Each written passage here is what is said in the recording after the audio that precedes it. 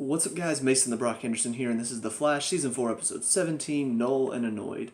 So, yeah, I've got to say this was a really good episode for a couple reasons. First of all, I'll talk about the villain side of the story. I've talked about how it's very interesting to see that Marlise is not entirely on board with Clifford's plan, and we see that just slowly building in the past few episodes that we've seen them. Well, in this one, she finds out that apparently he's been drugging her with the tears from the Weeper, which of course caused her to fall in love with him all over again and kind of just get her compliance to help. And so I'm thinking to myself, okay, so what's he going to do now that she's figured this out? How is he going to handle this? Well, she records a message for herself and then goes to save it under this new lemonade recipe, and all of a sudden realizes there's already another folder, new lemonade recipe. She opens it up and it's herself recording saying, "Don't forget that he's been drugging you." And that's when it slowly dawns on her and on me.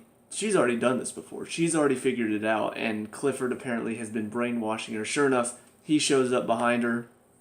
I find it weird calling him a he when he's in a she's body right now. I'm sure all of like the people that are all oh, transsexuals, they are totally people too. They're loving this story. They're like, yeah, go us. They're supporting us, even though it's just a guy with different consciousness. I don't know. Anyway, I don't know why I even brought that up. It just popped into my mind all of a sudden. But yeah, so he shows up and he's saying, you should always save it in the same folder every single time. It's very clever, but I'm going to have to wipe your memory again and do this all over. So he wipes her memory, and the day pretty much just starts over for her. And I find it very interesting. I don't really know how many times that it's happened like this, but it plays out exactly the same way as it did at the beginning of the episode, where she comes in, Clifford goes, ah, and then he's like, the dark matter from all the metas is destroying this body too. And Marlise is like, well, don't worry, I'll come up with a new design. She's like, oh, there's already a design on here. It's like, yes. And I'm thinking now that she's actually the one that came up with this design before she figured out about the tears. And so now, at first he said that he's the one that came up with it, but now I'm thinking she's the one that did it, and she forgot about it because he's been brainwashing her and wiping her memory every time. But the question is he play acting this whole time? Whenever he acts like, whenever he's hurt, is he just acting like he's hurt, or is he really hurting because of the dark matter? I don't know. I don't know if the time frame is as, I guess, is as short as he's making it out to be. I mean, there's a good chance that he's doing this because he wiped her memory, and so she still thinks it's a certain day, when in reality it's a few days ahead of whenever he wiped her memory. I don't know. There are certain things that are still kind of vague and questions that need to be answered, but I like the fact that we're getting more story there because it is interesting. And on top of that, we see that he sort of corrects his mistake because he says, at first he says they need to find the last two bus metas, talking about Null and then the other guy that Team Flash can't find. And then of course she brings up, what about the Weeper? We still haven't found him. He's like, yes, of course, the Weeper, knowing that he has the Weeper already, and so forgot about that. Well, the second time they go through this, he says we need to find the last two bus metas, and he mentions that they've got Null, so he's corrected his mistake by saying the Weeper is still at large and not like causing her to be suspicious at all. So I don't know, I find that interesting. I'll be curious to see where else their story is going, because it certainly seems like Marlise is slowly turning against him. And he's having to constantly get her back on his side using drugs. So, as far as the other thing that I really liked about this episode, a lot more about Ralph. And I've said it before, he's not my favorite character. He's honestly my least favorite character so far, mainly because we don't know enough about him. He's just a douchebag and we never learn why. We finally get some backstory on him in this one, and I'm so glad that we did, because he's making a ton of jokes, and typically when you see somebody like this, if you guys ever watch Psych, typically you'd see Sean making a bunch of jokes in very dire situations to sort of lighten the mood and take the pressure off of his back, because if he went into every situation so grim and frustrated, it's like he would get very distracted and he wouldn't be able to use his abilities as well. And so he made a lot of jokes to sort of lighten the mood and get himself out of a funk. Well, we see Ralph pretty much doing the same thing, and Iris even sees it as well. She sees that he's just making jokes to kind of lighten the mood and not have everybody be so down and depressed. But Barry, he can't really buy that. He's getting very frustrated with Ralph because they are in some very high intense situations, and he wants to figure out, what's going to happen next with the Thinker. What do we do next? And Ralph is just playing it all off. Oh, jokes, jokes, jokes. Well, we finally see later on in this episode, Barry goes to see him because he tried to stop Null. She caused a car to fly up in the air, and he realized he needed help there to save that person and still managed to catch her. And so he goes to Ralph. Ralph sort of tells him a story about when he was growing up, his dad left, and it was a very difficult situation for his mom. And so whenever his mom would get depressed, he'd start making jokes to sort of lighten her mood. And after a while, it started to be whenever he made jokes, it would lighten his mood as well and would keep him from getting scared and afraid and depressed. That's a very good story, because it's very realistic. It makes sense to his character why he's acting this way. I thought they did a very good job with that. Now, there are still some moments where his character can get a little bit too goofy, a little too, cartoony is not the right word because technically he's a cartoon. Watching his CGI on him and the stretching and stuff, he's technically a cartoon at this point. But I don't know, some of the jokes just don't really land, and I know the writers are thinking, oh, that's so funny, and it's not. Some of them probably could be funnier jokes, but a couple of them are corny enough to really fit with his character. The whoopee cushion joke, that totally fits with Ralph. But some of them, it's like, you can tell the writers think it's funny because they leave sort of a silent moment to laugh about it, and it's not really that funny. So I will say Barry's reactions to his jokes are perfect. Like whenever, what was the line he gave? Oh, I can't remember. It's right before they went to go stop Null after he had their little talk. It's like Barry, the look on his face was just so perfect because he's just like, okay, like that's a terrible joke, but you know what? We just had a moment. We need to go stop her. I'll let you have this one, and just walks away. I don't know. His reactions to some of Ralph's stuff is perfect. But yeah, that's pretty much it for that story, though. They do manage to capture Null and put her in the pipeline, so they do have one, and obviously it's a race now to find the final guy. We also see Harry is having some trouble with, some of his issues as far as the cap that he's built. It's not really working very well for him. He's not as smart as he wants to be. The Thinker's able to predict several different decisions from not just the metahumans, but also Team Flash, and Harry's only able to figure out certain things every now and then. So he's getting very frustrated throughout the entire episode. It ends with him going into the original Harrison Wells, his room, where he has Gideon to talk to. And I guess he's going to try to use Gideon to see the future, maybe. I'm not really sure what his plan is, but it is kind of concerning that he's starting to go to extreme lengths without any supervision because it feels like it could really harm him. So, yeah, that's pretty interesting. We also see Cisco, what's her name, Gypsy's father, comes to Cisco asking for help. And for the most part, it's just to make a bunch of, old people with erectile dysfunction jokes. I don't really know why, but, his performance with his vibe powers isn't as good.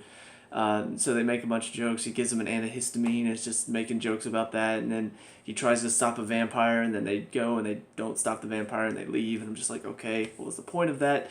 But ultimately what this leads to is at the end, Cisco obviously finally tells him the truth. I will say Caitlin comes up to him after he tells him and you did the right thing. And I'm like, no, he didn't, because he lied to him, then told him the truth. I feel like that's not doing the right thing. That's, you're making it worse for yourself. But ultimately, Gypsy's dad comes back, and you can see he's kind of come to grips with the fact that he's losing his powers because of age. But he offers Cisco a chance to join their team, the breaching team. I don't even remember what they're called right now. But it's a chance to go work with Gypsy and become the new breacher. So I don't know. I don't know if this is going somewhere, if it's just going to be, a chance for Cisco to leave and then maybe Team Flash needs him and he's not available. Not really sure, but it might lead to something interesting. It might not. It might just be just a side story for right now. But definitely something I'll be thinking about in the next few episodes to see what's going to happen with him. But overall, very good episode. Really did enjoy it. Looking forward to seeing what else is going on. So, see you guys in the next episode in just a minute. And now on to episode 18, Lose Yourself. So, yeah, everything goes to shit in this episode. We had to have it happen at some point because that's just kind of how most of these like superhero shows, if you watch any of them, most of them have that one episode where everything just all of a sudden is terrible. And like the next few episodes are trying to get back on track before the end of it where they take on the bad guy and eventually win. So yeah, this is the episode where everything goes to crap. So yeah. I don't need to really say much more than that. However, there are a few things I do want to mention. First of all, much better from Dibny in this episode. I mean, I talked about in the last one how we got some backstory, which is good because he's finally growing as a character. And this one finally grows as a character. Finally reaches that point where it's like, okay, so he's changed. That's good. Let's see what he can do. But then, unfortunately, that's when they decide, let's kill him off. And I'm a bit disappointed by that. I get what they're doing. I get that they're doing that whole, typical superhero death flag thing. Oh no, guys, he's happy. He's working for the team. Oh no, he's a changed man. That can only mean one thing. He's gonna die. It's one of those cliche things that we joke about, but then they did it. I don't know. I feel like we could have seen some more from Dibny. We could have seen what would he do now that he is a changed man? What would he do differently? Whenever they're out in the field, what is he going to do differently? We didn't really get to see much of that. We have that one good moment in this episode where he's talking to Barry, and Barry's like, look, just because you want to kill him to save yourself, that doesn't mean it's right. And he's just like, no, I want to save you guys. I'm doing it because I don't want to lose you guys. I don't want him to hurt you. That was a genuinely good moment. Good acting. It felt needed because they'd kind of been building up to that point where you could tell Ralph really doesn't want to admit that he's being selfless there, but he is. And so finally, after Barry sort of hits that one note where he's just like, you're just trying to save yourself. That's not right. That's when Dibny finally just reveals, no, it's not to save myself, though. So I don't know. It was a really good moment. The acting was good in the moment, too. The emotional music in this entire episode was really good. But, like I said, after all of that is said and done, after he's finally come around, they decide to kill him off. And I'm going to say that's pretty disappointing. That they didn't, first of all, that they did something so cliche.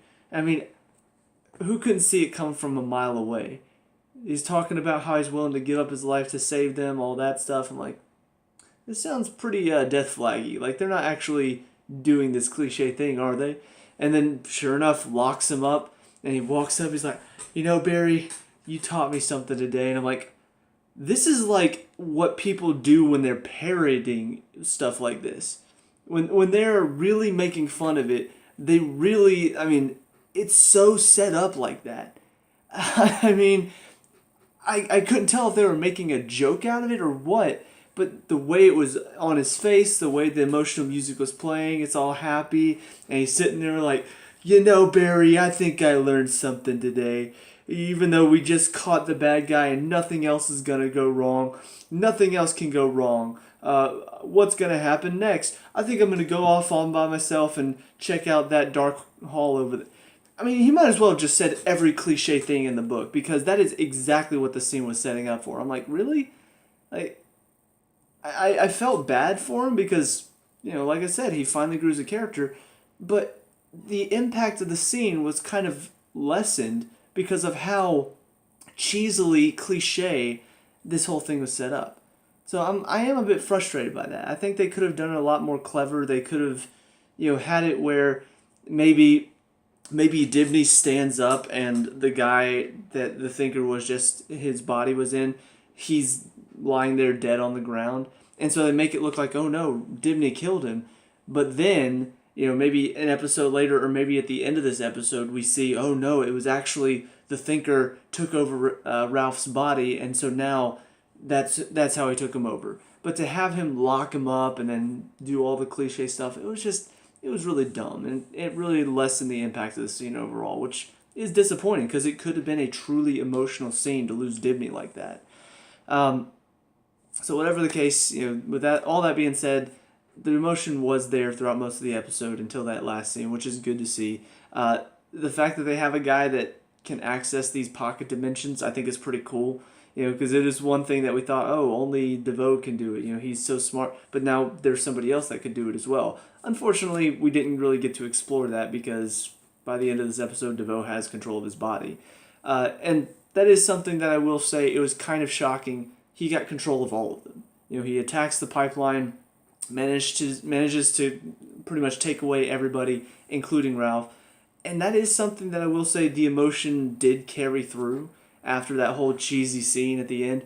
The emotion was there in that they have the pictures of everyone on the bus and it has victims on top of it. It is an emotional scene when you think, that's it. That's... DeVoe pretty much got what he wanted. Obviously he has a plan for after this, but the one thing that the team was thinking was, we need to try to stop him from getting control of these metas. We need to stop him from doing this. And they failed. They didn't save any of them. And that is a pretty harsh thing to think about, that he killed all 12 of those people. They didn't manage to save any of them at all.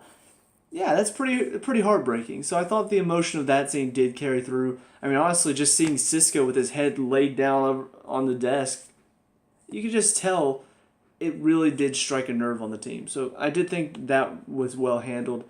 Something else, apparently, they did handle a little bit more with Caitlin and Killer Frost in this one. I like the fact that she came up with this idea on how to control her Killer Frost powers. Instead of having people like tease her and stuff and get her riled up, now she can just hit a shot of epinephrine. It'll get her adrenaline up, and that'll be enough to bring out Killer Frost. And on top of that, they've even formed a bit of a camaraderie. I love the one scene when she's talking to Iris, and she's like, she left me a note. Got blood on the jacket, don't worry, it's not ours. And Iris is just like, what?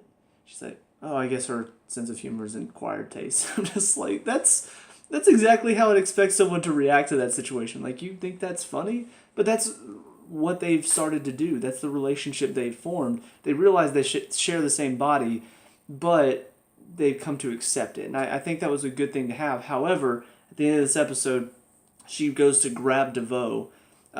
Killer Frost does. And when she does, DeVoe melts her. Not really sure what that means. I do wonder if maybe because Melting Point's powers were very much like, so I touch you, I take your powers, and I touch you, and you have the powers now.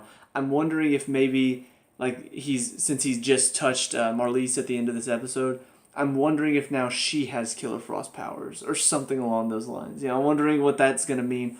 Or, because he just said melt. That's all he said was melt. And then she just, like, slowly disappears.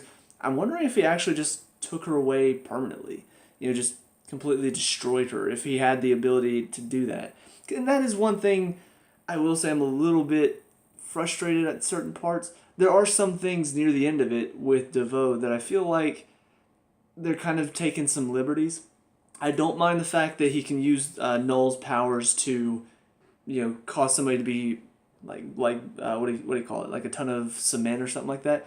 That makes sense to me, because it's one of those things. Yeah, I can make you fly up in the air. I can make you light as a feather. It makes sense that if you had enough time to control those abilities, you could also make someone as hard as cement. Perfect sense. However, it was whenever she touched someone or touched the ground, but he was able to do it by just looking at Barry. Is that possible? I don't know. They didn't really explore that enough. They did say that as long as she couldn't see them, she couldn't use her abilities, but it still seemed like she had to touch something to touch you, and that's how she controlled it. But DeVoe was just like, looked at Barry, and all of a sudden Barry's on the floor. And the same thing with, I don't even know when this happened, but apparently he got some sort of device coming out of his hand that allows him to suck the people dry and then take over their body. When did he do that? I don't remember any of the metas having that powers, and I don't remember him creating a device that allowed him to do that, and why is it coming out of his hand? And when did all this happen? I just don't remember any of this happening. So, I don't know. There are a few things like that, little plot holes that didn't get explained. And so that's another one, the Killer Frost thing. Is he able to just completely destroy her because she's a meta, or is it melting point's powers and he touched her, then touched Marliese, and she's probably going to have her powers? I don't know. We'll see what happens. But overall, it was a good emotional episode. There were just parts of it, the stuff with all the powers and the liberties they take got a little frustrating, and then the scene where obviously Dibney's about to be taken over because they made it so cliche and so obvious, it got really frustrating. But aside from that, the rest of it was really good. And honestly, the end of the episode, I'll talk about Harry real fast. We do tackle his addiction to his thinking helmet a little bit in this episode, which I did find interesting. And we do see he is apparently somehow using Gideon to put dark matter into the helmet whenever he uses it. I don't know how that works. I don't know where he's getting the dark matter from. But yeah, that's what he's doing. Which he blatantly lies to Joe and threatens Cisco because he thinks Cisco stole it. However, at the end of near the end of the episode, he goes to use it again because he's addicted, and tells Gideon to turn it up full max as far as the dark matter power, and it shocks him a lot, and then he just falls over. And then we see near the end of the episode, first of all, DeVoe has a little thing of dark matter. He's just as I thought, Harrison Wells, his hubris was got the best of him, and now I have the dark matter that will power our device for whatever. So clearly he stole that from him somehow. I don't really know how he got a hold of it. Maybe we'll find out later. But we also see Harry whenever they're talking to Caitlin, testing her for dark matter. He's seems a little bit distracted, and seems like he doesn't really know some things. So where we saw the dark matter zapped DeVoe's brain and he got super smart, it seems like it's not having the same effect with Harrison, or Harry, whatever you want to call him. So I don't know. I'll be curious to see where that's going. They kept it kind of vague for now, so I don't really know what's happening there. I do hope it'll get explained soon. Based on I saw just the picture of the next episode, it looks like they might take a little break. I see Leo, for some reason, coming back. So I don't know. I'm worried they're just going to take a break for a second and be like, let's have a little bit of fun after that dark episode. I'll be really frustrated if they do that. I would prefer they just stick to the main story, but unfortunately, I'm not one of the show writers, so I can't control that. But anyway, that's it for this episode, so on to the last of these three. Before I'm caught up, see you there. And finally, episode 19, Fury Rogue. So, I'm so glad that they did not do what I thought they might do and just sort of take a side quest little thing. Oh, here comes Snart, and he's going to come in and help the team get over Ralph's death while they solve his problem type of thing. It actually did tie in a bit with DeVoe and his plan, because he was trying to get a hold of Fallout, which, I'll talk about that in a second, and I'm a bit confused on where that's going. However, like I said, it was a part of his plan. Yes, there was still a bit of a side quest as far as, Siren X coming over, attacking, taking Fallout. That did feel very side quest-ish, but it was tied into DeVoe's plan, and we did even learn a little bit more about DeVoe in this episode. So I'm glad that there was some progression. Obviously, though, this episode was mainly focused on, like I said, Team Flash getting over Ralph. And I did like the emotion there. I thought they did a good job with that. They really showed why this death has taken a bit more of a toll on Barry than some of the other deaths that he's been through, because those, for one, yes, it was family and that hurts, but somebody else did it. It was for some other reason. That's what hurt the most, was other people taking his family from him. This time, it was him. He sort of caused it because he's the one that convinced Ralph to fight and do all of that stuff. So it's interesting to see that that's what pushed him over the edge here, is that he was his mentor, and he even says at the end he didn't get to really tell him how proud he was that he did manage to change. So I do think the emotion came through on that account, and I feel like they did a good job of showing that. So that's pretty much all that happened in this episode with Barry and the team, aside from stopping Siren X and all that stuff. But that was really their main focus, was dealing with Barry's loss, having him freeze in the field so that way later on in the episode he could finally grieve because he realizes, oh, I got to get over this. So, it was kind of typical. I think I've seen this before in other shows, but they did it well enough that I feel like they carried through the emotion that they needed to. Aside from that, we also talk a bit about Caitlin and Killer Frost. She's dealing with the loss of her as well, and like I suspected, they had formed a bit of a camaraderie, and you could really tell by the way that she was talking about her in the last episode. And so she's dealing with that loss, and of course Leo comes over and he's all like, what happened to your chilly friend? And she's like, oh, she's gone. Oh, that's a shame. And he does talk with her a bit more about it later on, but at the end of the episode, she does do one more test to sort of test her DNA to see if there's any trace at all of Killer Frost. And she realizes there's no more dark matter. However, there are still cryogenic pieces of DNA in her. And so what I'm thinking is the Killer Frost was always inside of her, but the dark matter is what brings her out. And so until she gets that dark matter back, Killer Frost won't reappear. So, I find that very interesting. I'm not sure what that means. I'm not sure where she's going to get the dark matter from, if she's going to get the dark matter, because it's not like you can just be like, oh yeah, I'm going to inject dark matter into myself in exactly the same way that it was injected the first time. It's not that simple. So I feel like to get Killer Frost back, it is going to be kind of a Deus Ex Machina, like, oh, she got hit with dark matter, and it just so happened that it was hit her in exactly the right way to bring Killer Frost back, and that type of thing. But I'll be interested to see where they're going to take that storyline. But the final thing that I do want to talk about, which is probably the most interesting, well, okay, leave that for last. First, let's talk about Harry. He's dealing with the loss of his brain power. It is slowly dwindling, which I find very interesting that for some reason the Thinker puts on the cap, gets hit with dark matter, super brain powers. He puts on the cap, gets hit with dark matter, losing his brain function. Don't know why, don't know how he did it differently than DeVoe, but whatever. For whatever case, he is now losing his brain function. He's about to be just a normal person who only understands the simple things. And so he's dealing with that. He tells Cisco. Cisco wants to try to use two Thinker caps together to sort of combine their brain power.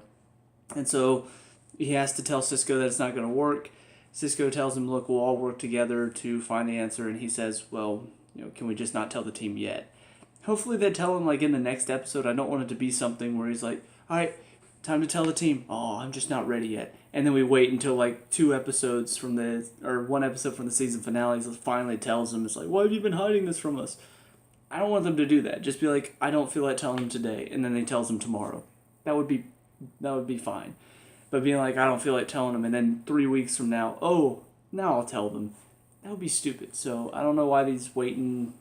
We'll see what happens. But as far as the final thing that I want to talk about, it is DeVoe.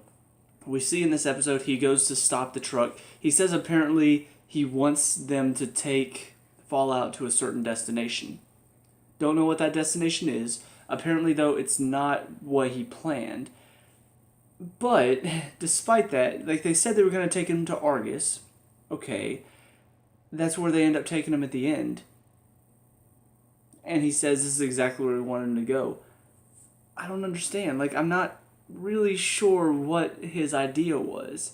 I don't know. That's the thing. Like, at the end of the episode, he says, well, he ended up exactly where we wanted him to, even with, everything that happened. And I'll talk about that in a second. But yeah, it's exactly where they were going to take him in the first place. It's exactly what was going to happen before he intervened. So I'm not really sure what the point is. I don't know what he wanted for Fallout, or it seems strange to me that he intervenes, nothing changes, they take him to Argus, and it's, oh, well, this is exactly what we wanted to happen. Then why did you intervene? Because it was all going to happen anyway. But despite all that, I will say it was interesting seeing him for the first time this season caught off guard.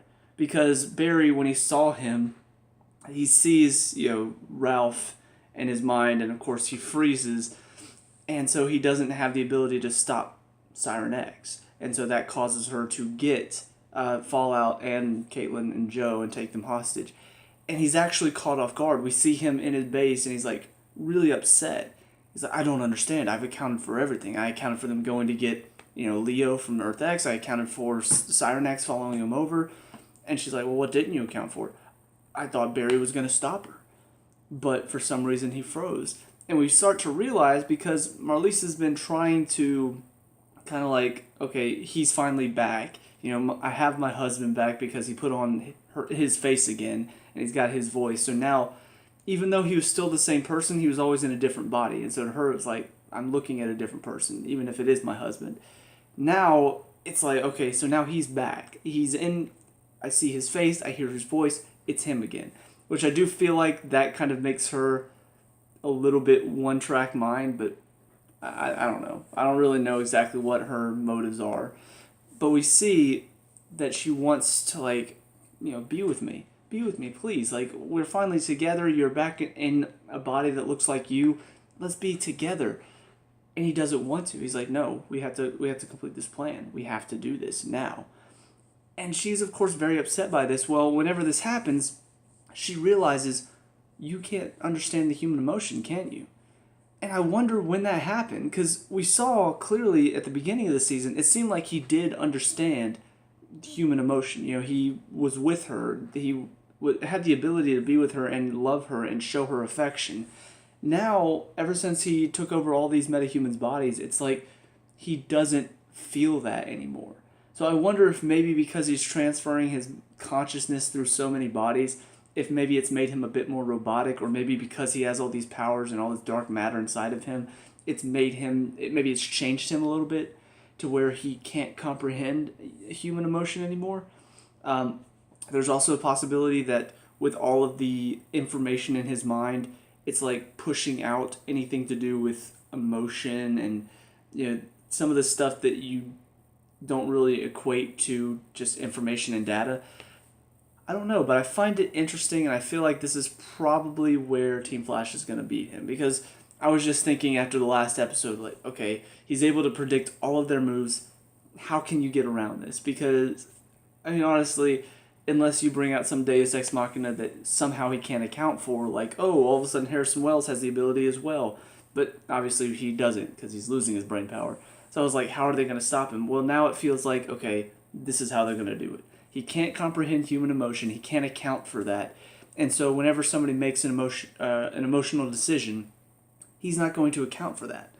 If Barry decides to do something like he gives him a choice to save one person or save another person or something like that, or maybe, save this person or come after me.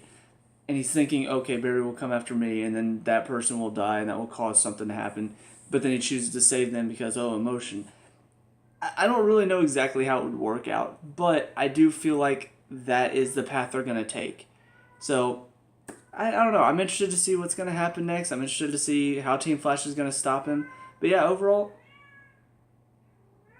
stupid cat.